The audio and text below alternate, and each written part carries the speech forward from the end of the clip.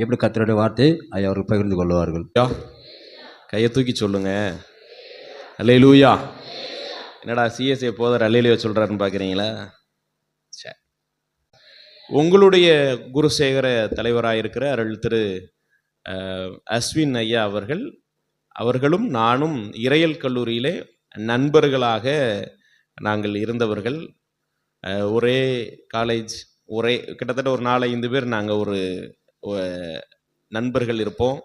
எப்பயுமே ஒன்றுக்கொன்று ஒருவருக்கொருவர் ஒத்தாசையாகவும் ஒருவருக்கொருவர் தம்முடைய அன்பை பகிர்ந்து கொள்ளுகிற உறுதுணையாக இருக்கின்ற ஒரு நண்பர்களாக அந்த காலத்திலிருந்து பழகுவதற்கு ஆண்டவர் இன்றளவும் அந்த நட்பை தொடர்வதற்கு ஆண்டவர் உதவி செய்தார். போன ஒரு 4 மாதம் இருக்குல்லையா, ஐயா வந்தோடனே கரெக்டாக சொன்னார். அங்கே ஒரு சர்ச்சு, அது என்ன சர்ச்சு, அது வடக்கு அப்பர் குளத்திற்கு சர்ச்சு பிரதிஷ்டை பண்டிகைக்கு என்னை ஐயா அழைத்திருந்தார்கள். அந்த பண்டிகையில் வந்து ஆண்டவருடைய வார்த்தையை கொடுப்பதற்கு ஆண்டவர் உதவி செய்தார். கரெக்டாக ஐயா வந்து என்னை கண்டுபிடிச்சிட்டாரு. ஐயா நீங்கள் அந்த ஊருக்கு வந்தீங்களே அப்படின்னு சொல்லி. இந்த நாளிலும் தெற்கு காடுவெட்டி திருச்சபைக்கு என்னை அழைத்திருந்தார்கள் 2 மாதத்திற்கு முன்பாக. ஆனால் இன்றைக்கு உங்களோடு கூட இந்த ஆராதனை நடத்துவதற்கும் ஆண்டவருடைய வார்த்தையை பகிர்ந்து திருவிருந்து கொடுப்பதற்கும் ஆண்டவர் எனக்கு நல்ல பாக்கியத்தை கொடுத்துருக்கிறார். அல்லேலூயா. எங்கள் திருச்சபையில் கூட இன்னைக்கு கம்யூனியன் இல்லை. ஆமாம், அங்கே கொடரோட்டில் உங்களுக்கு அந்த பாக்கியம் கிடச்சிருக்கு. ஆமென். ஐயா சொன்னார், கடைசி வருஷத்தில் கடைசி ஞாயிற்றுக்கிழமையில் இப்படி ஒரு பாக்கியம் கிடைத்திருப்பது மிகுந்த மகிழ்ச்சின்னு சொல்லி. ஆராதனை நடத்துவது கொஞ்சம் புதுசு தான். திருநெல்வேலி டயசிஸில் வந்து ஆராதனை முறைமைகளும் அந்த ராகங்களும் வித்தியாசம். நான் நடத்தி பழக்கம் அல்ல. அதனால் வந்து சில தவறுகள் இருந்தால் மன்னித்து கொள்ளும்படி நான் உங்களை அன்போடு கூட கேட்டுக்கொள்ளும். எங்கள் இதில் வந்து ரீடிங் இருக்கும், அப்புறம் சில பாட்டுகள் தான் இருக்கும். உங்கள் இதில் எல்லாமே பாட்டாக இருக்கும். உங்கள் ரெஸ்பான்ஸ் ஃபுல்லாக பாட்டாக இருக்கும். அது ஏதேனும் என்னடா புதுசாக இருக்கே, அந்த போதர் புதுசாக நடத்துகிறாரு அப்படின்னு சொல்லி யோசிக்காமல் தவறுகள் இருந்தால் மன்னித்து கொள்ளும்படியும் நான் உங்களை அன்போடு கேட்டுக்கொள்கிறேன். ஜெபம் செய்வோம். கிருபையும் இரக்கமும் நிறைந்த நல்ல ஆண்டவரே, இந்த அருமையான நல்ல குடும்பத்தாரோடு இணைந்து உம்முடைய இந்த ஆராதனை நடத்துவதற்கும் உம்மை துதிப்பதற்கும் உம்முடைய வார்த்தைகளை பகிர்ந்து கொள்வதற்கும் அப்பிரயோஜனமான பணியாளன் எனக்கு கொடுத்த நல்ல வாய்ப்புக்காக உமக்கு நாங்கள் நன்றி செலுத்துகிறேன் சுவாமி. இப்பொழுதும் உம்முடைய வார்த்தைகளை தியானிக்க நாங்கள் ஆயத்தப்பட்டு கொண்டிருக்கிறோம். அடியவனை மறைத்து உம்முடைய வார்த்தைகளை என் நாவிலே வைக்க வேண்டும் என்று நாங்கள் ஜெபிக்கிறோம். அந்த வார்த்தைகள் எனக்கும் வந்திருக்கிற இந்த திருச்சபை பிள்ளைகளுக்கும் ஆறுதல் தருகின்ற வார்த்தைகளாய், ஆசீர்வாதத்தின் வார்த்தைகளாய், எச்சரிப்பின் வார்த்தைகளாய், நம்பிக்கையின் வார்த்தைகளாய் அமைய கர்த்தர் உதவி செய்ய வேண்டும் என்று நாங்கள் ஜெபிக்கிறோம். அடியனுடைய வாயின் வார்த்தைகளும் எங்கள் அனைவருடைய இருதயத்தின் தியானமும் எப்பொழுதும் உம்முடைய சமூகத்திலே பிரியமாயிருப்பதாக. ஆமென். மீண்டுமாக ஆண்டவராகிய இயேசு கிறிஸ்துவின் இனிதான திருப்பெயரினாலே உங்களுடைய தலைமை ஆயருக்கும் இந்த திருச்சபையில் இருக்கிற பெரியவர்களுக்கும் சிறியவர்கள் அனைவருக்கும் எனது அன்பின் வாழ்த்துதலை நான் தெரிவித்துக் கொள்கிறேன். கர்த்தர் மென்மேலும் உங்களை ஆசீர்வதிப்பாராக. இந்த ஆண்டு கடைசிக்குள்ளாக நாம் அடியெடுத்து வைத்து வருகிறோம். ஒவ்வொரு ஆண்டும் ஒவ்வொரு வருடங்களை புதிய புதிய காரியங்களை நாம் பார்க்கிறவர்களாக இருக்கிறோம். புதிய புதிய விஷயங்களை அனுபவிக்கிறவர்களாக இருக்கிறோம். பல காரியங்களை இழந்து போகிறவர்களாக இருக்கிறோம். பல உறவுகளை புதுப்பித்து கொள்ளுகிறவர்களாகவும் இருந்து கொண்டே இருக்கிறோம். அப்போ ஒவ்வொரு ஆண்டு துவக்கத்திலிருந்து ஒவ்வொரு ஆண்டு முடிவுக்கு நாம் கடந்து வரும் பொழுது அநேக விஷயங்களை நாம் நினைவு கூர்ந்து கடவுளுக்கு நன்றி செலுத்த நாம் அழைக்கப்படுகிறவர்களாகவே இருந்து கொண்டே இருக்கிறோம். அந்த நன்றிக்கு ஒரே ஒரு வார்த்தை சொல்ல வேண்டும் என்று சொன்னால் அது 103வது சங்கீதம் முதல் 2 வசனத்தை நம்முடைய மனதிலே எப்பொழுதும் சொல்லிக்கொண்டே இருக்கிற வசனம். 103வது சங்கீதம் முதல் 2 வசனத்தை சொல்லுங்க பார்ப்போம். என் ஆத்துமாவே கர்த்தரை ஸ்தோத்தரி, என் முழு உள்ளமே அவருடைய பரிசுத்த நாமத்தை தோத்தரி. ஆமா, எல்லாருமே நம்ம ஸ்பீடா சொல்லும்போது என் நாத்துமாவேன்னு சொல்றோம். நாத்துன்னு சொல்றோம். நாத்துன்னு போடல, ஆத்துன்னு தான் போட்டிருக்கு. சரிதானே? என்னைக்குமே வந்து நாத்தமாயிடக்கூடாது. நம்முடைய வாழ்க்கை நாற்றம் எடுக்கிற வாழ்க்கையா போயிடக்கூடாது. நாத்து அப்படின்னு சொல்லக்கூடாது, சரியா? என் ஆத்துமாவேன்னு சொல்லணும். அங்க அதுதானே சொல்லியிருக்கு, என் ஆத்துமாவே. அப்போ ஒவ்வொரு நாளும் ஒவ்வொரு வருடமும் நாம் எப்பொழுதும் நம்முடைய ஆத்துமாவானது ஆண்டவருக்கு என்ன செய்யணுமா? நன்றி சொல்லிக்கொண்டே இருக்கிறதாய், அவர் செய்த எல்லா விதமான நன்மைகளையும் மறக்காதவர்களாக இருக்க வேண்டும் என்பதுதான் அந்த சங்கீதம் நமக்கு சொல்லிக்கொண்டே இருக்கிறது. இந்த 103வது சங்கீதம் பலவிதமான நெருக்கத்தின் மத்தியில ஆண்டவர் என்னை விடுவித்தார் என்று சொல்லி சங்கீதக்காரன் பாடுகின்ற ஒரு பாடல் தான் என் ஆத்துமாவே கர்த்தரை ஸ்தோத்தரி. அவர் செய்த சகல உபகாரங்களை என்ன செய்யாத, நீ மறக்காத. அப்போ நம்முடைய ஆத்துமா எப்பொழுதும் இந்த ஆண்டு துவக்கத்திலிருந்து இந்த நாள் வரைக்கும் வழிநடத்தி வந்த கடவுளுடைய வழிநடத்துதலை எல்லாம் நினைத்து நினைத்து நினைத்து என்ன செய்யணுமா? தோத்தரித்து கொண்டே இருக்க வேண்டும், அல்லது கடவுளுக்கு நன்றி செலுத்தி கொண்டே இருக்கிறவர்களாக இருக்க வேண்டும். அதுவும் சொல்லப்பட்டிருக்கிறது, மறக்காமல் நன்றி செலுத்த வேண்டும். நன்றி மறப்பது நன்றன்று, நன்றல்லது அன்றே மறப்பது நன்று. இன்னைக்கு அநேக நேரங்களில் நம்ம செய்த நன்மைகளை எல்லாம், மனிதர்கள் செய்த நன்மைகளை எல்லாம், அல்ல நம்ம பிறருக்கு செய்த நன்மைகளை எல்லாம் மறந்து போகிறவர்கள் இன்னைக்கு இந்த உலகத்துல உண்டு. ஆனால் கடவுள் எனக்கு நம்முடைய வாழ்க்கையில, நம்முடைய குடும்ப வாழ்க்கையில, நம்முடைய திருச்சபை ஊழியங்கள்ல, நம்ம பணியாற்றுகிற இடங்கள்ல நம்ம எப்படியெல்லாம் நடத்தி வந்தார் என்கிற வழிநடத்துதலை எல்லாம் நினைத்து நினைத்து நினைத்து நம்ம நன்றி செலுத்துகிறவர்களாக இருக்கணும். ஒவ்வொரு ஆராதனையில் முடியும் பொழுது அல்லது ஒவ்வொரு ஜெபம் முடியும் பொழுது இந்த வசனத்தை நம்ம என்ன செய்வோம்? சொல்லுவோம், என் ஆத்துமாவே கர்த்தரை தோத்தரி அப்படின்னு. அதை நமக்கே தெரிஞ்சு போயிடும். நம்ம சொல்ற விதத்தை வச்சே கண்டுபிடிச்சிடலாம். எப்படி கண்டுபிடிப்போம் தெரியுமா? நம்ம நல்ல நல்ல உண்மையாகவே உணர்ந்து சொன்னோம்னா, என் ஆத்துமாவே கர்த்தரை ஸ்தோத்தரி அப்படின்னு நம்ம சொல்லுவோம்.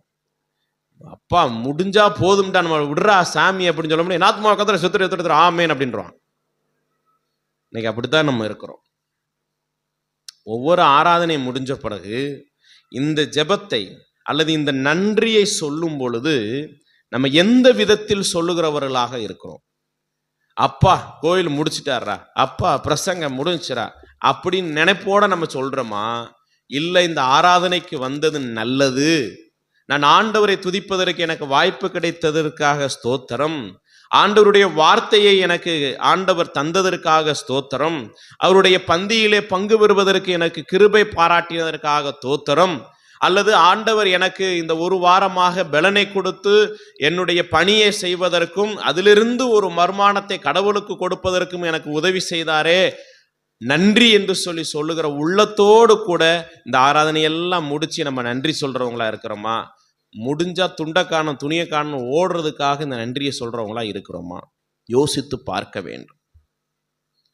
நம்ம ஒவ்வொரு ஆராதனைகளிலும் இந்த ஜெபத்தை சொல்லும் பொழுது ஏனோ தானோ என்று இன்னைக்கு அநேக பேர் சொல்லி கொண்டிருக்கிறோம், அல்லது சொல்ல வேண்டும் என்கிற கடமைக்காக அதை சொல்லி கொண்டிருக்கிறோம், அல்லது இதை சொன்னாதான் இந்த ஆராதனை முடியும் என்பதற்காகவும் நம்ம சொல்லிக்கிட்டே இருக்கிறோம். ஆனா இந்த ஜெபத்தில், இந்த வசனத்தில் மிக ஆழமான கருத்து உண்டு. அவர் செய்த சகல உபகாரங்களையும் மறக்காமல் என் ஆத்துமா எப்பொழுதும் ஆண்டவருக்கு நன்றி சொல்லிக் கொண்டே இருக்க வேண்டும், ஆண்டவருக்கு தோத்திரத்தை செலுத்தி கொண்டே இருக்க வேண்டும் என்பதுதான் உண்மை. அப்ப என்னுடைய ஆத்துமாவானது எப்பொழுதும் கடவுளுக்கு நன்றி செலுத்தி கொண்டே இருக்கின்றதாய், அல்லது நாம் எப்பொழுதும் கடவுளுக்கு நன்றி சொல்லிக்கொண்டே இருக்கிற மனிதர்களாக நம்ம வாழ வேண்டும். இந்த 2024வது ஆண்டு துவங்கின நாள் முதல் கொண்டு இந்த நாள் வரைக்கும் ஆண்டவர் உங்களை வழிநடத்தி வந்த வழிநடத்துதலை எல்லாம் நீங்கள் நினைத்து பார்த்து நன்றி செலுத்துங்க. அவர் என்னென்னலாம் உங்களுக்கு நன்மை செய்தார், எப்பேற்பட்ட நன்மைகளை எல்லாம் அவர் உங்களுக்கு செய்திருக்கிறார். வேதம் அழகாய் சொல்லுகிறது, நாம் நினைப்பதற்கும் நாம் வேண்டிக் கொள்வதற்கும் அதிகமாய் செய்திருக்கிறார். நம்முடைய வாழ்க்கையிலே, நம்முடைய பிள்ளைகளுடைய வாழ்க்கையிலே, படிப்பிலே, பெரியவர்களுடைய வாழ்க்கையில, நம்முடைய திருச்சபை ஊழியங்களிலே கர்த்தர் செய்த நன்மைகளை எல்லாம் நினைத்து நினைத்து நன்றி செலுத்த வேண்டும். அந்த நன்றி செலுத்துகின்ற உணர்வும் அந்த நன்றி செலுத்துகிற குணாதிசயமும் அல்லது அந்த நன்றி அறிதல் இருக்கின்ற உள்ளம் எப்படிப்பட்டதாக இருக்க வேண்டும், அல்லது எவ்வண்ணமாக என்னுடைய நன்றி கூறுகின்ற செயல்பாடு இருக்க வேண்டும் என்று சொல்லி ஒரு 3 காரியத்தை உங்களுக்கு சொல்லி கொடுத்து உங்களுக்காக நான் ஜெபிக்கலாம் என்று சொல்லி நான் ஆசைப்படுகிறேன். நான் வாசிக்க கேட்ட மார்க் நற்செய்தி நூல் 14ஆம் அதிகாரம் 1 முதல் 8 வசனங்களை நீங்கள் திருப்பி வைத்துக் கொள்ளும்படி உங்களை அன்போடு கூட நான் கேட்டுக்கொள்ளுகிறேன். நீங்கள் நான் சொல்லும் பொழுது எனக்கு வாசித்து வேதத்தை வாசித்து நீங்கள் என்ன செய்யணும், எனக்கு உதவி செய்யணும். சரிதானா? ரைட். இன்னைக்கு காலையில் இங்கே இந்த திருச்சபைக்கு போகிறோம், நீங்கள் போயிருங்க அப்படின்னு சொல்லி என்னை சொல்லும் பொழுது நான் ஆண்டவருடைய சமூகத்தில் உட்கார்ந்து ஜெபசிந்தையோடு கூட என்ன செய்தியை சொல்லலாம். அங்கே வேற செய்தி எடுத்திருந்தேன். அங்கே நான் எடுத்திருந்த செய்தி யோசுவா புஸ்தகத்திலேருந்து எடுத்திருந்தேன். ஆனால் இங்கே சர்ச்சுக்கு போனோடனே என் மனதில் ஓடுகிறது வேற பிரசங்கம் அப்படின்னு சொல்லி நான் உட்கார்ந்து ஆண்டவர் சமூகத்தில் உட்கார்ந்து இந்த வேதத்தை நான் திருப்பி கொண்டிருக்கும் பொழுது ஆண்டவர் எனக்கு கற்றுக் கொடுத்தவைகளை நான் இன்னைக்கு உங்களுக்கு கற்றுக் கொடுக்கிறேன். என்னுடைய நன்றி அறிதலின் சிந்தை அல்லது நான் நன்றி நிறைந்த உள்ளத்தோடு கூட ஆண்டவருடைய சமூகத்திலே நான் வருகின்ற அந்த உணர்வு எப்படிப்பட்டதாக இருக்க வேண்டும் என்று சொல்லி உங்களுக்கு 3 காரியத்தை நான் சொல்லிக் கொடுக்க ஆசைப்படுகிறேன். இந்த 14வது அதிகாரம் நமக்கு எல்லாருக்கும் தெரிந்த ஒரு பகுதி தான். ஒரு பெண்மணி விலையேற பெற்ற பரிமள தைலத்தை, நலதம் என்கிற உத்தம தைலத்தை என்ன செய்யறாங்க, இயேசுடைய சிரசின் மேல என்ன செய்யறாங்க, ஊற்றுகிறார்கள். அதை ஊற்றுகின்ற சமயத்துல என்ன நடந்துச்சு அப்படிங்கிறதா இந்த பகுதி. சரிதானா? அப்போ என்னுடைய நன்றி அறிதலும் அல்லது நான் நன்றி சொல்லுகின்ற அந்த உணர்வும் எப்படிப்பட்டதாக இருக்க வேண்டும் என்று சொன்னால் இந்த பரிமள தைலத்திற்கு அல்லது நலதம் என்கிற இந்த இந்த இந்த உத்தம தைலத்திற்கு ஒப்பானதாக இருக்க வேண்டும். புரியுதா உங்களுக்கு நான் சொல்றது உங்களுக்கு புரியுதா? நான் என்னுடைய வாழ்க்கையிலே, நம்முடைய வாழ்க்கையிலே ஆண்டவர் செய்த நன்றிகள் உபகாரங்களை எல்லாம் நினைத்து நன்றி செலுத்துகின்ற இந்த உணர்வும் நன்றி செலுத்துகின்ற இந்த குணாதிசயமும் ஆண்டவருடைய சிரசிலே ஊற்றப்பட்ட இந்த உத்தம தைலத்திற்கு ஒப்பாக இருக்க வேண்டும். ஏன் அந்த உத்தம தைலத்திற்கு ஒப்பாக இருக்க வேண்டும் என்று சொன்னால், முதலாவது இந்த தைலம் மிகவும் மிகவும் எப்படிப்பட்டதாக இருந்தது, சுத்தமானதாக இருந்தது. இந்த நலதம் என்கிற பரிமள தைலம் என்பது சுத்தமானது. அந்த தைலத்தின் வாசனை அப்படியே எல்லா இடத்துக்கும் பரவி எல்லா இடத்துக்கும் போகும். இயேசு கிறிஸ்துவை சிலுவையிலே அறைந்து அவரை இறக்கும் பொழுது அவரை ஒரு கல்லில் என்ன செஞ்சாங்களாம், வைத்திருந்தார்களாம். எருசலேமிலே அந்த கல் இருக்கிறது. அவருடைய உடலை இறக்கி பரிமள தைலம் பூசி தான் என்ன செஞ்சாங்க, அவரை சுற்றி அடக்கம் செய்தார்கள். இன்றைக்கும் அவரை கல்லறையிலிருந்து சிலுவையிலிருந்து இறக்கி அந்த வைத்த அந்த கல்லு மேல என்ன செய்வாங்க, இந்த தைலத்தை என்ன செய்வாங்க, ஊற்றி கொண்டே இருப்பாங்க. ஆண்டவருடைய பெரிதான கிருபையினாலே அந்த இடத்திற்கு போவதற்கு எனக்கு ஒரு நல்ல வாய்ப்பு கிடைச்சிச்சு. அது அதிர்ஷ்டவசமாய் கிடைத்த ஒரு வாய்ப்பு. அங்கே போயிட்டு வரும்பொழுது எல்லாரும் பெரிய பெரிய துண்டை எடுத்து என்ன செய்வாங்க, அந்த கல்லில் என்ன செய்வாங்க, போட்டு தேய்த்து அந்த அந்த பரிமள தைலத்தின் வாசனையை ஏசுவாமியோடைய உடலை வைத்த இடம் என்று சொல்லி எல்லாரும் ஞாபகமாக எடுத்து போவாங்க. அப்போ எனக்கு இதெல்லாம் தெரியாது. அப்போ நம்மளும் ஒரு என்ன செஞ்சிடணும், எப்படியாவது துணியை எடுத்து கொண்டு போயிடணும் அப்படின்னு சொல்லிட்டு பக்கத்தில் இருந்தவர்கிட்ட அந்த புது கர்ச்சிப்பை வச்சுருந்தார். இவன் அந்த கர்ச்சிப்பை கொடுங்க அப்படின்னு சொல்லிட்டு அந்த கர்ச்சிப்பை வாங்கி நல்லா அவங்க அப்பப்போ தான் ஊற்றுவாங்க. 1 மணி நேரத்துக்கு ஒரு தடவையோ அல்லது 3 மணி நேரத்துக்கு ஒரு தடவை தான் ஊற்றுவாங்க. ஆனால் அதில் இருந்தாலும் இல்லைனாலும் அந்த கல்லில் சும்மா அப்படியே ஒட்டி இருக்கிறதெல்லாம் நீங்கள் தொடச்சிங்கன்னா அவ்வளோ நல்ல வாசனை வீசும். அப்போது கர்ச்சிப்பை அதை எடுத்து நல்லா தேய்த்து அதை மடித்து ஒரு நல்ல ஒரு கேரி பேக் உள்ளே போட்டு நல்ல அந்த வாசனை வெளியே போகாத அளவுக்கு நல்ல பின்பணி கொண்டு வந்தேன். அது நான் கத்தீட்ரல் திருச்சபையில் பணியாற்றும் பொழுது நான் கொண்டு வந்தேன். அப்போ அங்கே இருந்து நான் டிரான்ஸ்ஃபர் ஆகி கொடரோடுக்கு 2 வருஷம் கழிச்சு திருநகர் கத்தீட்ரல் மதுரை கத்தீட்ரல் சர்ச்சிலேருந்து டிரான்ஸ்ஃபர் ஆகி நான் கொடை ரோடுக்கு வரும்பொழுது அப்போ லக்கேஜ் எல்லாம் பேக் பண்ணிக்கிட்டு இருக்கும்போது அந்த அந்த அந்த கவரை திருப்பி நான் பார்ப்பதற்கு எனக்கு உதவியாக இருந்துச்சு. பார்த்தேன். அதை ஓப்பன் பண்ண பாருங்க, அவ்வளோ அழகான ஒரு நறுமணம் வீசியது. திருப்பி அதை கவர்கள் அப்படி போட்டு அப்படி உள்ளே வச்சுட்டேன். இப்போ சமீப காலங்கள் அதை எடுத்து பார்த்தேன்.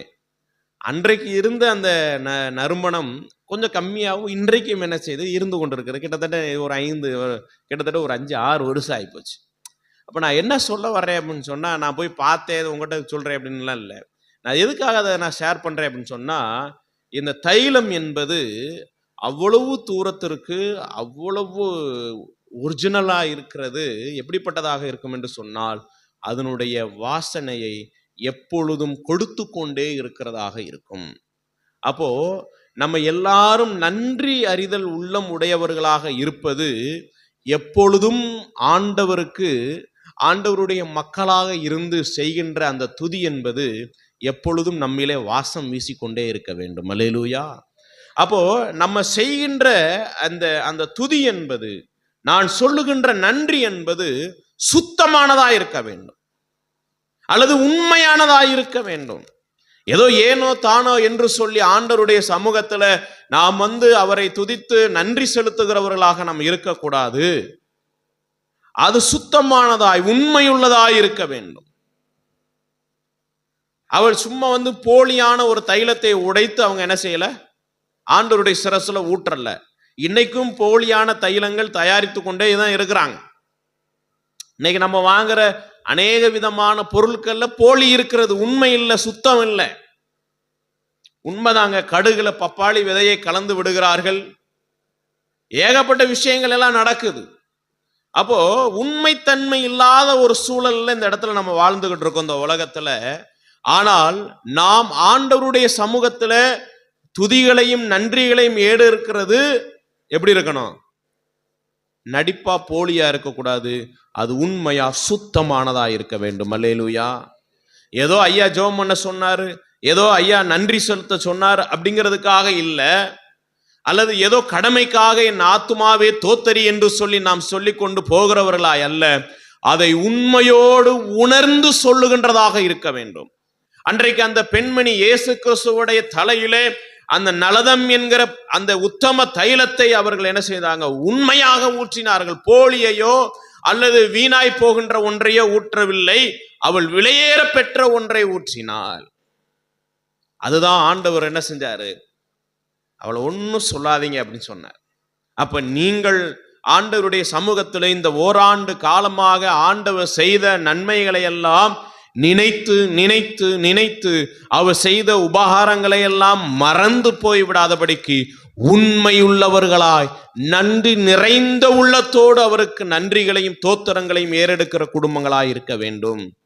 ஏதோ ஏனோ தானோ என்று நாம இருக்கக்கூடாது. உங்களுடைய நன்றி அறிதலிலே உண்மைத்தன்மை இருக்க வேண்டும். பயபக்தியோடு கூட நீங்கள் அதை செலுத்துகிறவர்களாய் இருக்க வேண்டும். சுத்த மனசாட்சியோடு கூட ஆண்டவருடைய சமூகத்திலே நன்றி செலுத்துகிறவர்களாக நம்ம இருக்க வேண்டும். இன்னைக்கு அநேக விதமான கோயில்களுக்கு செல்லுகிறதை நீங்கள் பார்ப்பீர்கள்.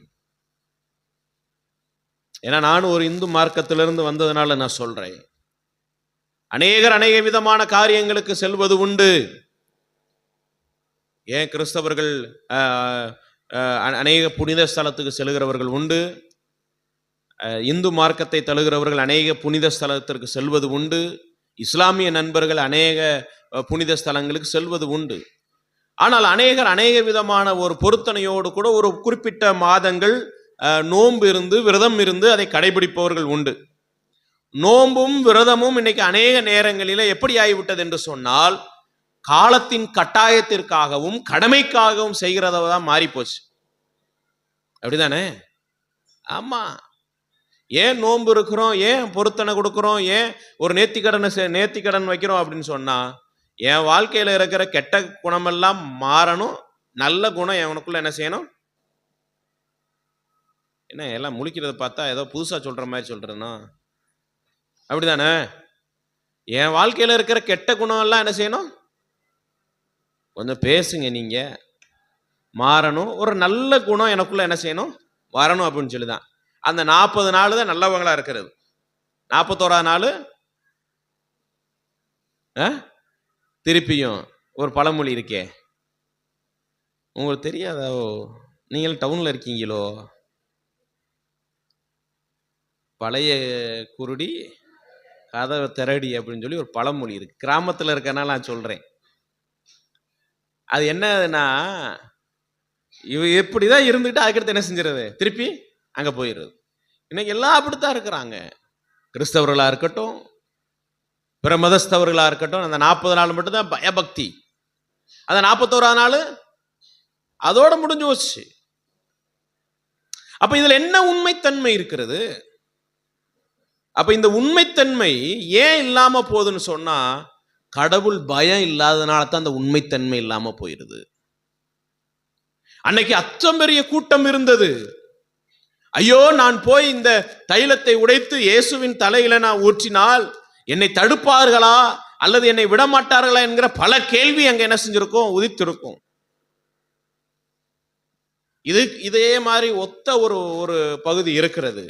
அங்கேயும் ஒரு பெண்மணி என்ன செஞ்சாங்க, தைலத்தை ஊற்றி இயேசுவின் பாதத்தில் என்ன செஞ்சாங்க, ஊற்றி தன்னுடைய தலை முடியினால என்ன செஞ்சாங்களாம், துடைத்தார்களாம். ஆனா ரெண்டுமே ஆக்கியோன்கள் சொல்லும் பொழுது ரெண்டுமே ஒரே ஆளா தான் இருக்கக்கூடும் என்ன சொல்லி சொல்றாங்க. அப்போ இந்த பெண்மணி யார் அப்படின்னு சொல்லி பார்க்கும் பொழுது, அவங்களுடைய ஹிஸ்டரி பார்க்கும் பொழுது, அவர்கள் ஒரு விபச்சார ஸ்திரீ, ஒரு தவறான வாழ்வு வாழ்ந்து கொண்டிருந்தவங்க. அப்ப அந்த பெண்மணிக்கு கூட தெரிஞ்சிச்சு, இந்த இயேசுவாமிட்ட நம்ம போயிட்டு அப்படின்னு சொன்னா என் வாழ்க்கை மாறும் அப்படிங்கிற ஒரு நம்பிக்கை. ஆனா அதற்கடுத்து இதை செய்யாத அப்படின்னு சொல்லி ஆண்டவர் என்ன செஞ்சாரு, அனுப்பி விட்டுட்டார். நல்லா யோசித்து பாருங்க, நம்ம வாழ்க்கை எப்படிப்பட்ட வாழ்க்கையா இருக்கு? நம்ம எல்லாம் உத்தமர்களா இருக்கிறோமா? பொய்யே பேசாதவங்க இருக்கீங்களா? சொல்லுங்க. பொய் பேசுறோம். பாவம்னா என்ன? தவறான வாழ்க்கை வாழ்றதான் பாவம் நம்ம நினைச்சுக்கிட்டு இருக்கிறோங்க. பொய் பேசுனா பாவம், திருடுனா பாவம், 10 கட்டளை வாஸ்தமே, தகப்பனையும் தாயையும் கணம் பண்ணலைன்னா பாவம், ஆண்டவர் தேடாம இருக்கிறது பாவம், ஒழுங்கா ஜெபம் பண்ணாம இருக்கிறது பாவம், வேதத்தை வாசிக்காம இருக்கிறது பாவம், பிறர் பொருளை இச்சித்தா பாவம், எல்லாமே பாவம் தான். அப்ப இதுல சொல்லுங்க, அப்போ நான் எல்லாத்துலயும் நான் பரிசுத்தமா இருக்கேன்னு சொல்லி ஆண்டவர் விரும்புறவரை நான் எல்லாத்தையும் செய்யறேன்னு சொல்லுங்க. நம்மளும் அநேக நேரத்துல விழுந்து போகிறவர்கள் தான். கோபம் கொண்டாலும் பாவம் செய்யாதிருங்கன்னு தான் வேதம் சொல்லுகிறது. அப்ப கோபம் வந்தாலே அது என்னதானா, பாவம் தான். அப்ப இன்னைக்கு நம்ம எப்படிப்பட்டவங்களா இருக்கிறோம் யோசித்து பாருங்க.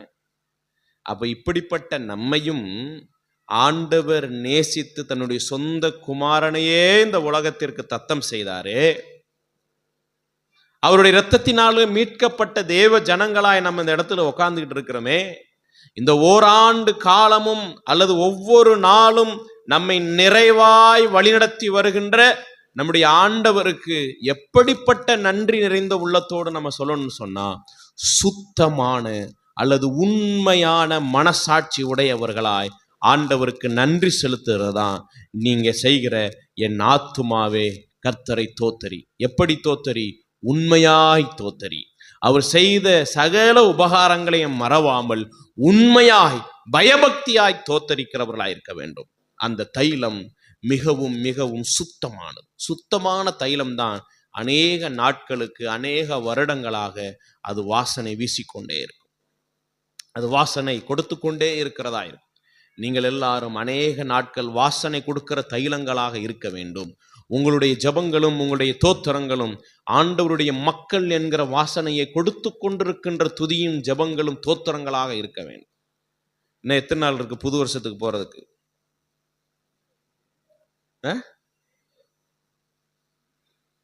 2 நாளா இருக்கு. உங்களுக்கு எத்தனை மணிக்கு நியூ இயர் சர்வீஸ்? எத்தனை மணிக்கு? 12 மணிக்கு. சரி, அப்போ 12 மணி அடுத்து வச்சுக்கிடுவோம். அப்போ இன்னும் பார்த்தா இன்னைக்கு ஒரு நாள், நாளைக்கு ஒரு நாள், அப்படிதானே? ஆமாம். இந்த நாள் 2 நாள் என்ன செய்ய போறீங்க? சாப்பிட்டு தூங்க தான் போகிறோம். இதில் என்ன பெருசாக இருக்கு? இந்த 2 நாளும் உங்களுக்கு கிடைக்கிற நேரத்தில் கடவுள் உங்களுக்கு செய்த நன்மைகளை எல்லாம் நினைத்து நினைத்து நன்றி செலுத்துங்க. உங்கள் குடும்பத்துக்கு ஆண்டவர் நன்மை செஞ்சாரே, உங்கள் பிள்ளைகளுக்கு ஆண்டவர் நன்மை செஞ்சாரே, உங்கள் பேரம்பேத்திகளுக்கு ஆண்டவர் நன்மை செய்திருக்கிறாரே, நினைத்து நினைத்து நினைத்து உண்மையாய் நன்றி செலுத்துங்க. உங்களுடைய நன்றி எப்படி இருக்க வேண்டும் என்று சொன்னால் சுத்தமானதாய் இருக்க வேண்டும். 2வது வாசிக்கலாமே, அவர்கள் 3வது வசனத்தை வாசிங்க. ஆ ஆ ம் ம் ம் ம் ம் ம் ம் ஆ ஆ போதும். இப்போ சொல்லிட்டேன். இந்த உத்தம தைலம் அல்லது வெள்ளைக்கால் பரணினா ஒரு பாட்டில் மாதிரி இருக்கிறத உடச்சி என்ன செஞ்சாங்க, ஊத்துனாங்க. அது மிக சுத்தமானது என்று சொல்லி சொன்னேன். 2வது இப்போ அவங்க என்ன செய்யறாங்க அப்படின்னு சொன்னா, அதை உடைத்து கீழே வேஸ்டா ஊத்தல,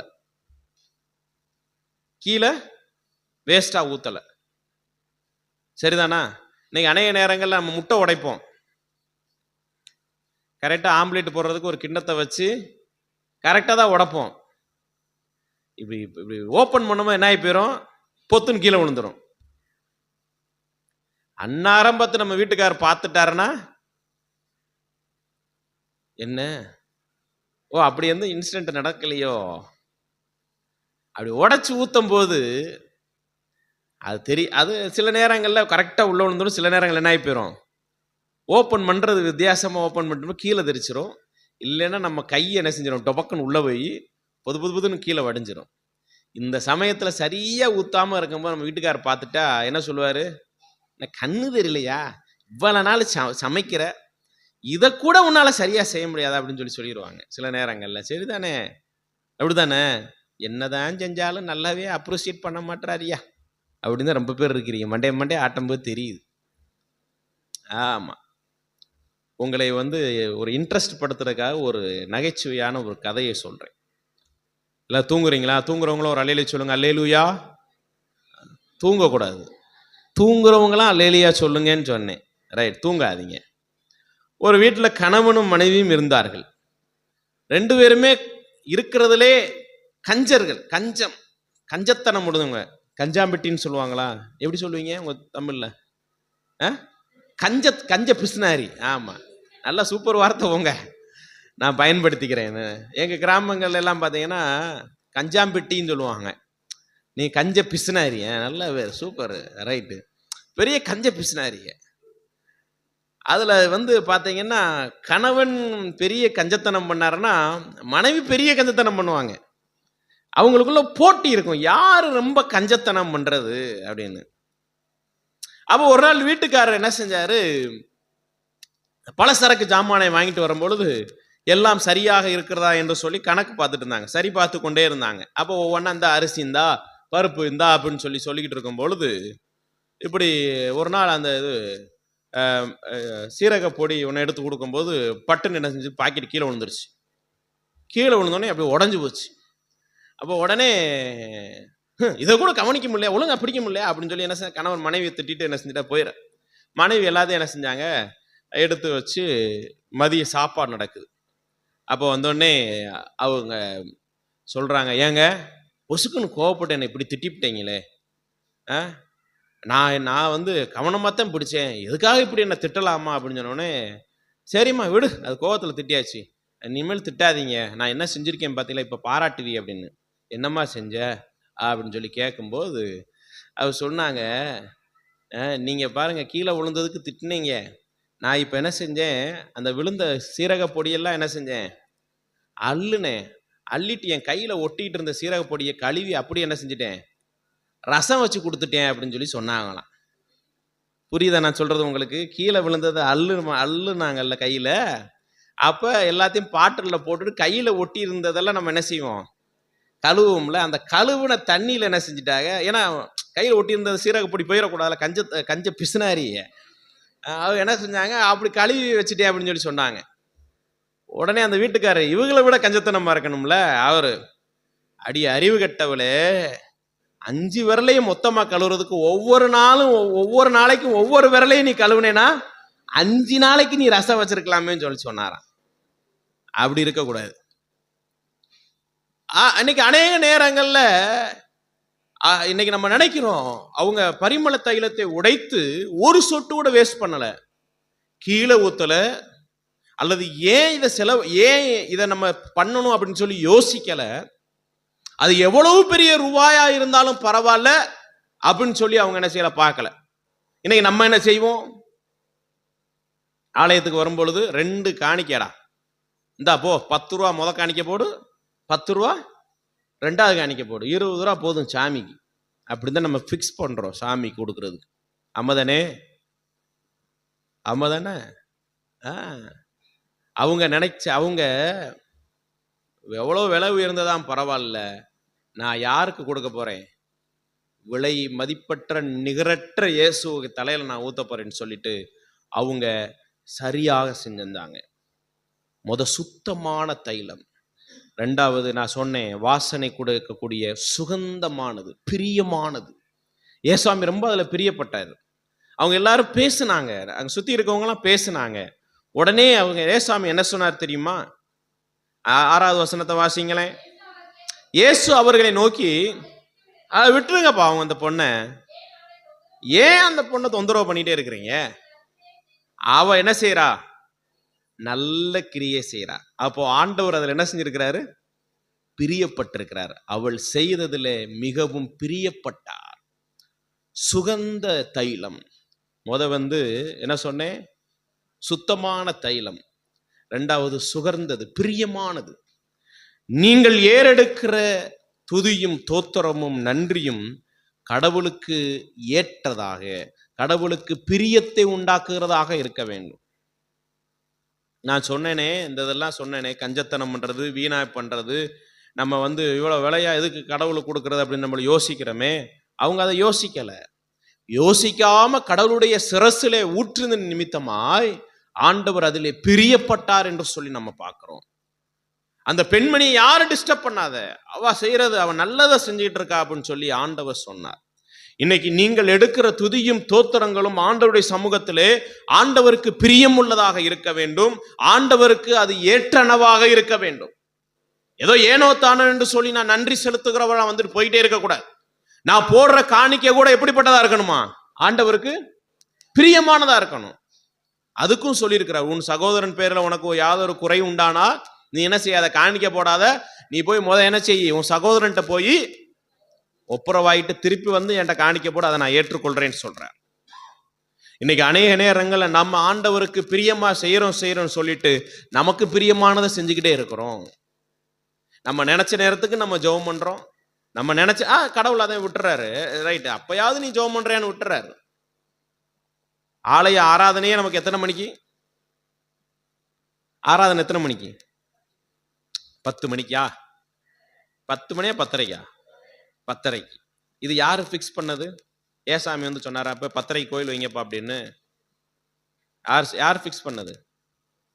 நம்முடைய முன்னோர்கள். எதற்காக? ஏதோ ஒரு நன்மைக்காக. ஆமாவா இல்லையா? என்னங்க ஒண்ணுமே பேச மாட்டீங்க, பேசக்கூடாதுன்னு சொல்லிக்கார அவங்க ஐயரு. நம்முடைய முன்னோர்கள் ஏதோ ஒரு நன்மைக்காக, ஏன்னா விவசாயம் பார்க்குறவர் காலையில் போய் ஏதாவது தோட்டத்துக்கு போயிட்டு அப்படியே கோயிலுக்கு வர்றதுக்கோ அப்படியோ எதுக்கோ தெரில எனக்கு, ஏன் அந்த டைம் 10:30க்குன்னு வச்சாங்கன்னு எனக்கு தெரியாது.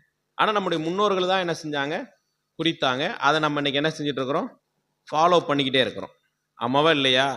அவங்க வச்சாங்க, நான் எதுக்கு செய்யணும் அப்படின்னு சொல்லி நம்ம என்ன செய்யக்கூடாது, நினைக்கக்கூடாது.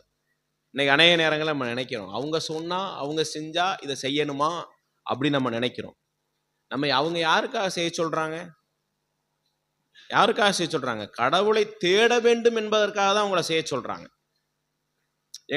எங்க கொடரோட்டில் எப்பயுமே கிறிஸ்மஸ் சர்வீஸா இருக்கட்டும், புது வருஷ பழைய வருட ஆராதனையா இருக்கட்டும், எப்பயுமே முந்தின நாள் 11:30க்கு ஸ்டார்ட் பண்ணிடுவாங்க. கிறிஸ்மஸ் 25ஆம் தேதினா 24ஆம் தேதி நைட்டு 11:30க்கே ஸ்டார்ட் பண்ணிடுவாங்க. எல்லாரும் என்கிட்ட கேட்டாங்க, ஏங்க, நானே கேட்டேன், ஏங்க எப்பயுமே கிறிஸ்மஸ் சர்வீஸ் 4 மணிக்கு தானே எல்லா ஊர்லயும் வைப்பாங்க, அல்லது 3 மணிக்கு தானே வைப்பாங்க, நீங்க ஏங்க முந்தின நாளே வைக்கிறீங்க அப்படின்னு சொல்லி நான் கேட்டேன்.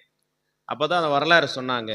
ஐயா, இங்க இருக்கிற எல்லாருமே கடை வியாபாரிகள் எல்லாரும் என்ன செய்வாங்க, நைட்டு 10 மணி வரைக்கும் கடையை திறந்து வச்சுட்டு ஃபுல்லா கடையில தான் இருப்பாங்க. அப்போ என்ன செய்வாங்க அப்படின்னு சொன்னால், அவங்க முடிச்சுட்டு போய் படுத்தாங்கன்னு என்ன செஞ்சிருவாங்க, தூங்கிடுவாங்க. திருப்பி 5 மணிக்கு தான் எந்திரிப்பாங்க. அதனால் என்ன செய்வாங்க அப்படின்னா, கடையெல்லாம் முடிச்சுட்டு போய் குளிச்சுட்டு என்ன செஞ்சிருவாங்க, கோயிலுக்கு வந்துட்டு 2 மணி வரைக்கும் நடக்கும். அப்படியே போய் என்ன செஞ்சிருவாங்க, தூங்கிடுவாங்க. அது அவங்களுக்கு ஒன்றுமே என்ன செய்ய தெரியாது. அதனால தான் இதை வச்சுருக்கிறாங்க. 1960லேருந்து அந்த ஃபாலோ பண்ணிட்டு வர்றாங்க அப்படின்னு சொல்லி சொன்னாங்க. இதை போய் நான் மாத்திரம் என்ன ஆகி போயிடும், என்ன மாற்றிடுவாங்க முதல்ல. ஆனால் முன்னோர்கள் ஏதோ ஒரு காரணத்திற்காக என்ன செஞ்சிருக்கிறாங்க, இதை வைத்திருக்கிறாங்க. அதை நாம் சரியாக கடைபிடிக்கிறவர்களாக இருக்கணும். அவங்க 10:30 வச்சதுனால நான் 10:30 தான் வரணும் அப்படின்ற கட்டாயத்தில் நான் வர்றேன் அப்படின்னு இன்னைக்கு அநேகர் இருக்காங்க. அவங்க வச்சா நான் வரணுமா? இன்னைக்கு அநேகர் இன்னைக்கு ரொம்ப பேர் என்ன செய்யறோம், சரியா 10:30 கோயிலுக்கு வர்றதில்லை. இந்த டயத்தை நம்ம தான் வச்சோம், நம்முடைய முன்னோர்கள் தான் நமக்கு வச்சு கொடுத்தாங்க. யார் முன்னோர்கள்லாம் யார்? ஒன்று நமக்கு தாத்தாவாக இருக்கும், நம்ம என்ன பூட்டனா இருக்கும், யாரோ ஒரு ஆள், இல்லை பூட்டியா இருக்கல யாரோ ஒரு ஆள், யார் எல்லாம் நம்ம சொந்தக்காரர் தான். அப்போ இன்னைக்கு ஆண்டவரை தேடி வருவதிலே காலதாமத்தோடு வருகிறோம். ஆண்டவருக்கு கொடுப்பதில் நம்ம அவருக்கு பிரியமா கொடுக்கிறோமா, நம்ம பிரியப்பட்டு தான் கொடுக்கிறோம். யோசித்து பாருங்க. ஒரு நாளைக்கு எங்க ஊர்ல எல்லாம் அந்த குளம் வெட்டு கம்மா வெட்டு அப்படின்னு இருக்கு. இங்க இருக்கா? ஏதாவது இருக்கா? ரைட், மாட்டிக்கிட்டீங்க பார்த்தீங்களா? ஒரு நாளைக்கு எவ்வளவு சம்பளம்? சும்மா சொல்லக்கூடாது, எனக்கு எல்லாம் தெரியும் பார்த்துக்கங்க. கம்மா வெட்டு குளம் வெட்டுக்கு போவீங்களே, 300 ரூபா. அதை சொல்லுங்களேன். 310 ரூபாயா? அந்த எங்க அண்ணன் கரெக்டாக சொல்றாரு. அதையும் ஏமாற்ற முடியாது. 310 ரூபாயா? சரி போகுது, 10 ரூபா ஆட்டையை போடுறதுக்கு வச்சுக்கிறட்டான். 300 ரூபா. 300 ரூபா தானே? சரி வச்சுக்கங்க. 5 நாள் இருக்குமா? 5 நாள் போவீங்க. பெரியவங்கெல்லாம் இல்லை, வேலை பார்க்குறவங்க. நம்மளுடைய ஒரு நாள் சம்பளம் எப்படியும் 100 ரூபாய்க்கு மேலே தான் இருக்கும். அம்மாவே இல்லையா? ஒரு நாளைக்கு சம்பளம் 100 ரூபாய்க்கு மேலே தான் இருக்கும். ஆண்டவர் சொல்றாரு, 10ல் 1 எனக்கு நீ தரணும்னு சொல்றார். அம்மாவே இல்லையா? உண்மையா பொய்யா? உண்மை. அப்போ 100 ரூபாயில் 1 அப்படின்னா எவ்வளவு? 10ல் 1, 10 ரூபாயில் 1 ரூபா. அப்போ 100 ரூபாயில் 10 ரூபா யாருக்கு கொடுக்கணும்? ஆண்டவருக்கு கொடுக்கணும். உண்மையா? நான் சொல்லலை, நீங்க தலையாட்டுறீங்க, சேர்ந்து பார்த்துக்கங்க. அப்போ 300 ரூபாய்க்கு எவ்வளோ எடுக்கணும்? 30 ரூபா எடுக்கணும். சரி வேண்டாம், பாவம், நீங்கள் வச்சுக்கோங்க. நீங்கள் உழைக்கிறீங்க, 10 ரூபா எடுங்க. ஒரு நாளைக்கு 10 ரூபா. சும்மா நான் கணக்கு அதுக்காக. ஆனால் கடவுள் சொல்லியிருக்காரு, 10ல் 1 பங்கு கடவுள் கொடுத்தே ஆகணும். அது நான் சும்மா ஒரு கணக்குக்காக நான் சொல்கிறேன், ஒரு இதுக்காக. வேண்டாம்ப்பா, நான் போய் உழைக்கிறேன், அவருக்கு எதுக்கு 30 ரூபா கொடுக்கறதுக்கு அப்படின்னு சொல்லிட்டு நீங்கள் 10 ரூபா கொடுக்குறீங்க வச்சுக்கோங்க. சரி, எத்தனை நாள் போவீங்க வேலைக்கு? வாரம் முழுவதும் 6 நாள் வேலைக்கு போவீங்க. 6 நாளைக்கு போவீங்களா? ஆமாவா இல்லையா? ஏதோ சொல்லுங்க, மண்டையாட்டுங்க. அப்புறம் நேரம் நான் முடிக்க மாட்டேன். 1 மணி ஆகி போயிடும் பார்த்துக்கங்க வீட்டுக்கு போகிறதுக்கு. பரவாயில்லையா? பரவாயில்லன்னா சரி உட்காருங்க. எனக்கு என்ன, நான் பேசிகிட்டே இருப்பேன் விடிய விடிய. ஆமாம். அப்போ 6 நாள் நீங்கள் வேலைக்கு போகிறீங்க. ஒவ்வொரு நாளைக்கு 10 ரூபா எடுத்து வச்சா எவ்வளோ எடுக்கணும்? 60 ரூபா வரணும். சரி வேண்டாம், 10 ரூபா நீங்களே வச்சுக்கோங்க. எவ்வளோ ரூபா ஆச்சு? 50 ரூபா ஆச்சு. அப்போ நான் கோயிலுக்கு ஞாயிற்றுக்கிழமை நான் போடுகின்ற காணிக்கை அதிகபட்சம் 50 ரூபாயாவது இருக்கணும். ஏன்னா ஆண்டவர் எனக்கு பலன் கொடுத்துருக்காருல்ல. நீங்க எல்லாரும் நினைச்சுக்கிறீங்க நான் போடுறத ஆண்டவர் பிரியத்தோடு ஏற்றுக்கொள்றாருன்னு. மல்கியா தீர்க்கதரிசன புஸ்தகம் 4ஆம் அதிகாரத்தில் நீங்க வாசித்து பார்த்தீங்கன்னா ஆண்டவர் சொல்றாரு, நீங்க என்ன வஞ்சிக்கிறீங்க. எதனால வஞ்சிக்கிறீங்கன்னு தெரியுமா? எனக்கு கொடுக்குற தசம பாகத்தினாலும் காணிக்கையினாலும் தான் என்ன வஞ்சிக்கிறீங்கன்னு ஆண்டவர் சொல்றாரு. இன்னைக்கு நம்ம நினைக்கிறோம் நான் செய்யறதெல்லாம் ஆண்டவருக்கு பிரியமா இருக்கும். நான் ஜெபம் பண்றது ஆண்டவருக்கு பிரியமா இருக்கும். நான் சொல்ற நன்றி ஆண்டவருக்கு பிரியமா இருக்கும்னு சொல்லி நம்ம நினைச்சுக்கிட்டு இருக்கிறோம். ஆனா ஆண்டவருக்கு பிரியமானது இன்னது என்பதை நம்ம என்ன செய்யணும்? அறிந்து செயல்படுகிறவர்களா இருக்கணும். அது நான் கொடுக்கிற காணிக்கையா இருந்தாலும் சரி, நான் எடுக்கின்ற ஜெபமாக இருந்தாலும் சரி, நான் எடுக்கிற உபவாசமாக இருந்தாலும் சரி, எதுவாக இருந்தாலும் சரி, அது ஆண்டவருக்கு உகந்ததாக இருக்க வேண்டும். அதே போலத்தான் நான் ஆண்டவருடைய சமூகத்தில் நினைத்து அவர் செய்த சகல உபகாரங்களையும் நினைத்து ஆண்டவருக்கு செய்கின்ற துதியாக இருக்கட்டும், ஜெபமாக இருக்கட்டும், என் காணிக்கையாக இருக்கட்டும், அது ஆண்டவருக்கு பிரியமுள்ளதாக இருக்கிறதா என்பதை உணர்ந்து நீங்கள் நன்றி செலுத்துகிறவர்களாக இருக்க வேண்டும். உணர்ந்து கொடுக்கிறவர்களாக இருக்க வேண்டும். உணர்ந்து ஆண்டவருக்கு பிரியமானதை செய்வதற்கு நம்ம நாடிக்கொண்டே இருக்கிறவர்களாக இருக்கணும். கிறிஸ்துவுக்குள் அன்புக்குரியவர்களே, ஆண்டவர் என்னை 2024 ஆண்டுல இம்மட்டுமாய் நடத்தி வந்திருக்கிறார். அவர் செய்த உபகாரங்களை எல்லாம் மறக்காமல் நீங்கள் ஆண்டவருடைய சமூகத்திலே உண்மையுள்ளவர்களாய், சுத்த மனசாட்சி நிறைந்தவர்களாய் நன்றி செலுத்துங்கள். இரண்டாவது, ஆண்டவருக்கு எது உகர்ந்ததோ அதை நீங்கள் செய்வதற்கு ஒப்பு கொடுத்து நீங்கள் நன்றி செலுத்துங்கள். ஆண்டவருக்கு பிரியமானதை செய்து அவருக்கு நன்றி செலுத்துகிறவர்களாய் நீங்க என்ன செய்யணும்? மாற வேண்டும். மூன்றாவது, அந்த தைலம் விலையேற பெற்ற தைலம் என்று சொல்லி அங்க சொல்லுகிறவர்கள் எல்லாம் சொல்லப்பட்டிருக்கிறது. நீங்க வாசிங்களே, 4வது வசனம் 5வது வசனத்தை வாசிங்க. அப்பொழுது சிலர் தங்களுக்குள்ளே விசனம் அடைந்து, இந்த தைலத்தை இப்படி வீணா செலவழிக்கிறாளே, இதை 300 பணத்துக்கு விற்றால் அதை தருக்கிறதுக்கு என்ன செஞ்சிருக்கலாம்? கொடுத்திருக்கலாமே என்று சொன்னாங்க. அப்போ சும்மா அப்ராக்சிமெண்டா அதோடைய ரேட் என்னவா? 300 பணம். 300 ரூபான்னு சொல்லிடக்கூடாது. யூதர்களுடைய கணக்குப்படி அது 1 வருஷ சம்பளமா. 1 வருஷத்துக்கு என்ன செய்யலாமா? அதை வித்தா சொல்லுங்க, செலவழித்து சாப்பிடலாமா. 1 வருடத்திற்குரிய பணம் என்று சொல்லி பண்டிதர்கள் சொல்றாங்க. இன்னைக்கு இருக்கிற 300 ரூபாய் இல்லைங்க, இது 2000 வருடத்திற்கு முன்பாக எழுதப்பட்டது. அப்ப அன்னைக்கு யோசித்து பாருங்க. இன்னைக்கு இப்போ சின்ன இன்னொரு எக்ஸாம்பிள் சொல்லணும்னா சொல்லுவாங்க, அந்த காலத்துல அப்படின்னு சொல்லிட்டு 1960 அல்லது 75 80 90 கூட வச்சுக்கிறோமே, 1 சென்ட் இடம் எவ்வளவு வித்துட்டு இருந்துச்சு சொல்லுங்க. 90 95 எல்லாம் 1 சென்ட் இடம் எவ்வளவு வந்துடுச்சு? வெறும் 1000 ரூபாய்க்கு 2000 ரூபாய்க்கு என்ன செஞ்சுட்டு இருந்துச்சு? ஐயா காலங்கள்லாம் பெரியவங்க இருக்கீங்க, பெரியவங்கெல்லாம் உங்க காலங்கள்லாம் என்ன செஞ்சிருப்பீங்க? 300 ரூபாய்க்கு 400 ரூபாய்க்கு.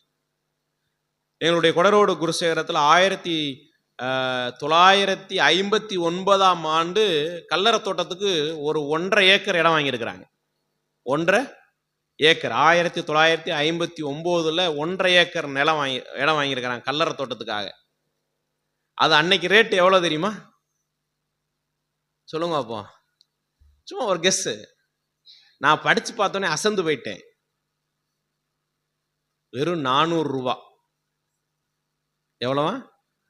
அந்த பத்திரத்தை படிச்சு பார்த்தேன். ரூபாய் 400க்கு கிரயம் பெற்று இன்னாருக்கு நாங்கள் என்ன செய்வோம்? சிஎஸ்ஐ டயசிஸுக்கு எழுதி தருகிறோம் என்று சொல்லி 1959ல். இன்னைக்கு அதோடைய ரேட்டு 1 சென்ட் 3.5 லட்சம் ரூபா. 1 சென்ட் 100 சென்ட்டுங்கிறதா 1 ஏக்கர். 1 சென்ட் இன்னைக்கு 3.5 லட்சத்திலிருந்து 4 லட்சம் ரூபா அந்த இடத்துல இன்னைக்கு விற்கிது. அன்னைக்கு முன்னோர்கள் என்ன செஞ்சாங்க? வாங்கி கொடுத்தாங்க. அப்ப யோசித்து பாருங்க, 2000 வருடத்திற்கு முன்பாக 300 பணத்துக்கு வித்திருந்தாங்கன்னா அது எவ்வளவு ரூபா இருக்கும்? 1 வருஷத்துக்கு என்ன செஞ்சிருக்கலாமா? சாப்பிடலாம். அவ்வளவு பெரிய காசா அது. அப்ப யோசித்து பாருங்களேன், அது விலையேற பெற்ற ஒன்றை யார்கிட்ட கொடுத்தாங்களாம்? ஏசாமிட்ட கொடுத்தாங்களாம். இன்னைக்கு விலையேற பெற்றது எதுங்க இந்த உலகத்துல? விலையேற பெற்ற எது? நம்முடைய ஆத்துமா தான் விலையேற பெற்றது. நம்ம தான் விலையேற பெற்றவங்க. இயேசுவாமி தன்னுடைய சொந்த இரத்தத்தினாலே நம்மளை எல்லாம் மீட்டு அவருடைய சொந்த ஜனமாய் மாற்றி இருக்கிறார். ஆண்டவர் விரும்புகிறது என்னன்னு சொன்னா, நம்முடைய ஆவி ஆத்துமா சரீரத்தை தான் விரும்புறார். விலையேற பெற்ற ஒன்று. அந்த தைலம் விலையேற பெற்றதா இருந்தது. நீங்கள் ஆண்டவருக்கு செய்கின்ற துதியும் தோத்திரமும் உங்கள் பார்வையிலே விலையேற பெற்றதாக இருக்கணும். நமக்கே தெரியும், நம்ம ஜெபம் பண்ற ஜெபம் சரியில்லைன்னு தெரியும். நம்ம இந்த இடத்துல உட்கார்ந்துருக்கிற உட்கார்வு ஏதோ ஏனதான்னு சொல்லி உட்கார்ந்துருக்கோம் நமக்கு தெரியும். கடமைக்காக உட்கார்ந்துருக்கோம் நமக்கு தெரியும். அப்படி இருக்கக்கூடாது.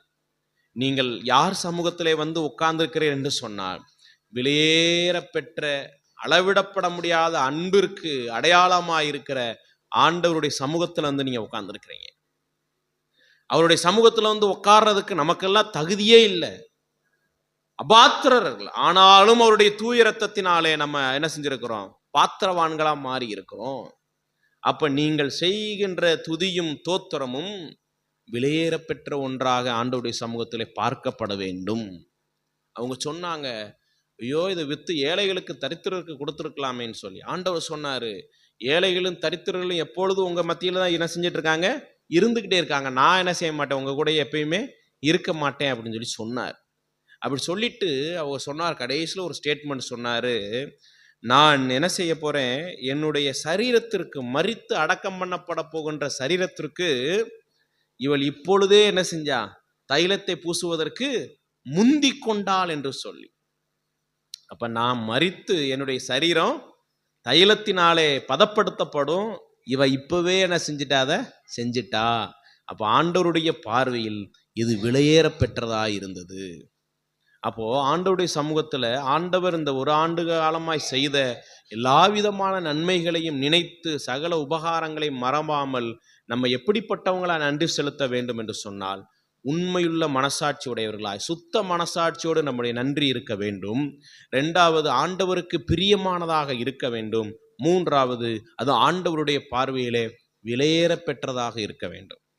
நீங்க கொடுக்கிற காணிக்கையா இருந்தாலும் சரி, நீங்கள் அர்ப்பணிக்கின்ற உங்களுடைய உடன்படிக்கையா இருந்தாலும் சரி, நீங்கள் ஜெபிக்கிற ஜெபமாக இருந்தாலும் சரி, எல்லாமே எப்படிப்பட்டதா இருக்கணும், ஆண்டவர் பார்வையில விலையேற பெற்றதா இருக்கும்.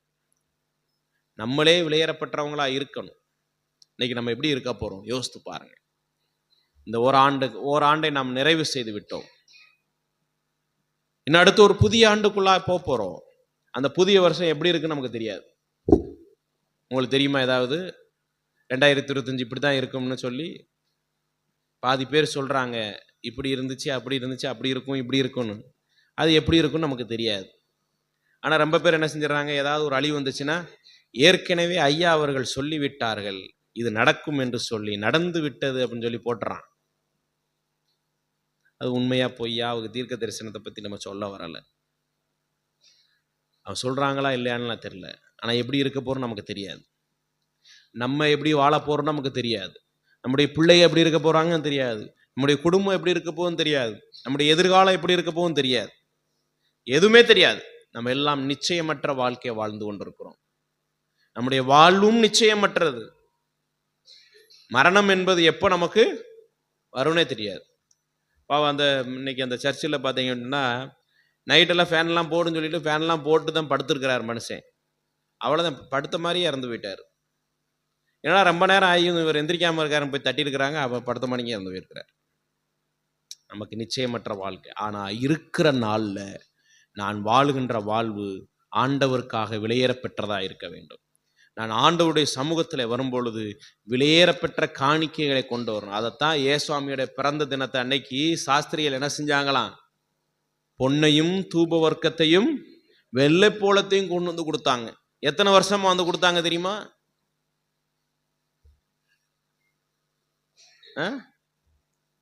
என்னங்க யோசிக்கிறீங்க? சாஸ்திரிகள் ஏசுவாமிய எப்போ வந்து பார்த்தாங்க?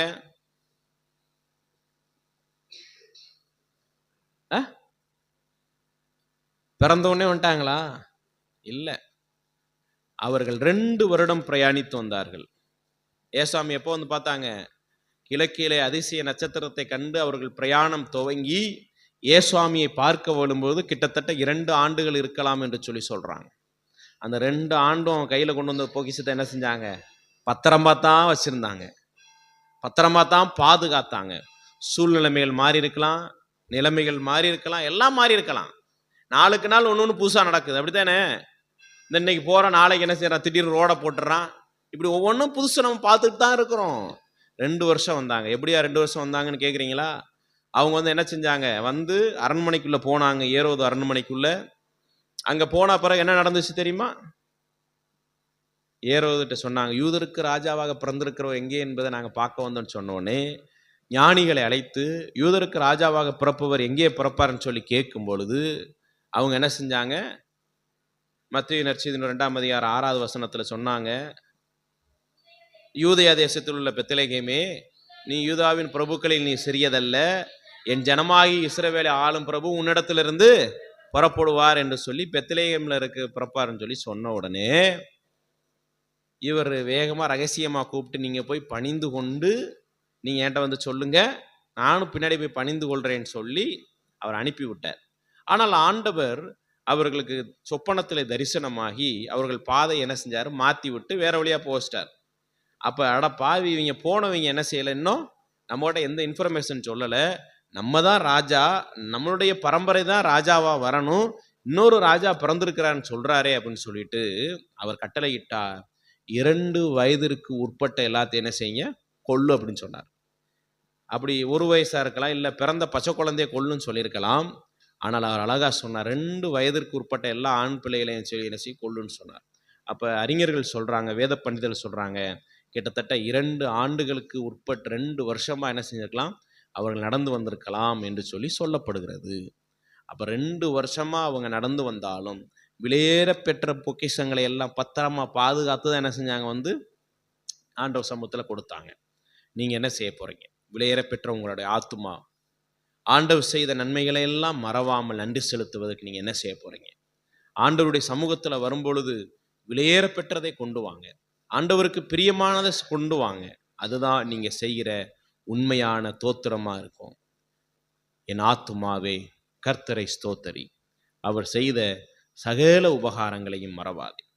நீங்கள் ஆண்டவர் செய்த உபகாரங்களை எல்லாம் எப்படிப்பட்ட நன்றி நிறைந்த உள்ளத்தோடு நீங்கள் செய்ய வேண்டும் என்று சொன்னால், உங்களுடைய நன்றி சொல்லுகின்ற அந்த அனுபவத்திலே உண்மைத்தன்மை இருக்க வேண்டும். அது ஆண்டவருக்கு பிரியமுள்ளதாக இருக்க வேண்டும். அது ஆண்டவருடைய பார்வையிலே விலையேற பெற்றதாக இருக்க வேண்டும். அப்படிப்பட்ட ஒரு நன்றி நிறைந்த உள்ளத்தோடு கூட ஒவ்வொரு நாளும் ஆண்டவர் செய்த நன்மைகளையெல்லாம் மறவாமல் நீங்கள் தோத்தரித்து கொண்டே இருங்கள். தோத்திரத்தினாலே கிருபைகள் பெருகுகிறது. அந்த கிருபையின் பெருக்கத்தினாலே ஆண்டவர் உங்களுக்கு புதிய ஆண்டிலும் நிறைவான நன்மைகளையும் சுகத்தையும் ஆசீர்வாதத்தையும் தந்து உங்களை வழிநடத்துவாராக. ஆமென்.